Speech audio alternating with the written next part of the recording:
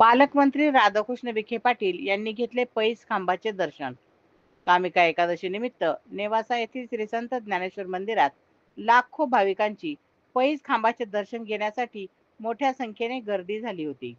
प्रशासनाने युद्धपातळीवर तयारी केलेली आहे। ज्ञानेश्वर माऊलींचे मंदिर असंख्य दिव्यांच्या झगमगाटात उजळून निघाले आहे।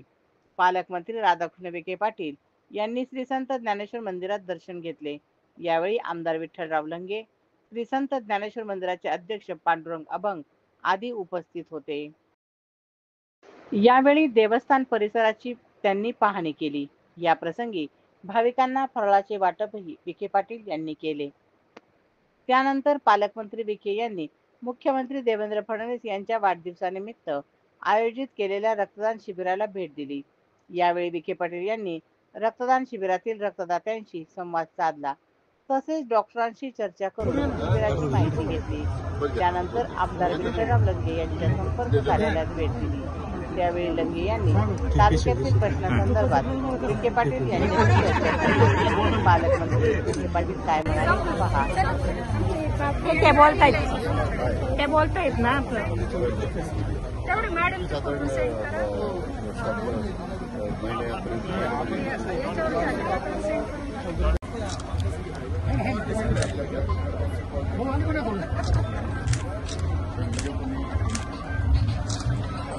भारत माता की जय। भारतीय जनता पार्टीचा विजय असो। जय श्रीराम। हा खरं म्हणजे एक माझ्या दृष्टीने एक विलक्षण योग आहे की आज या एकादशीच्या निमित्तानं मला माऊलीचं दर्शन घेता आलं। एक अशी परंपरा आलेली आहे की पंढरपूरच्या वारीमध्ये एक पांडुरंगाला आषाढी निमित्तानं दर्शनाला जातात, सगळी मंडळी नेवासाला या ठिकाणी दर्शनाला येते।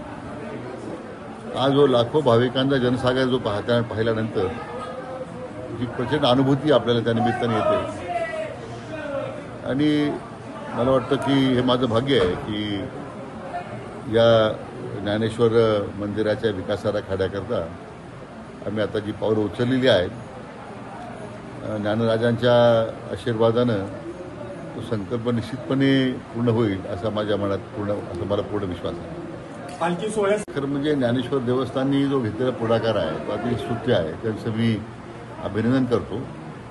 आता ज्या मानाच्या पालख्या अनेक वर्ष ज्या पंढरपूरला जातात त्यामध्ये आता त्याची कार्यपद्धत काय आहे ती आपण त्याची माहिती घेऊ आपण।